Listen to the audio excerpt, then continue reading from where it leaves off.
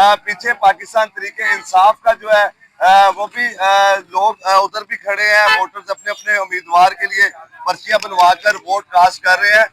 दोपहर का टाइम हुआ है तो लोग काफी बड़ी तादाद में निकलना अब शुरू हो चुके हैं। देखते हैं शाम को क्या नतीजा होता है। लेकिन अभी सिक्योरिटी के हवाले से बात की जाए तो सिक्योरिटी भी बहुत सख्त है। जो पोलिंग बूथ के अंदर और बाहर पुलिस की जवान तैनात है। किसी को मोबाइल यूज करने की इजाजत नहीं है। इलेक्शन की कमीशन की जानब से जो हदायत दी गई है उसमें तमाम पार्टियां मेरे साथ खातून मौजूद है। बताइएगा ज़मीनी इंतखाबात में टर्न ओवर कम होता है, किस तरह का सुबह का टर्न ओवर देखे आप? बिस्मिल्लाहिर्रहमानिर्रहीम। उज़मा भट्ट एमपी हूँ।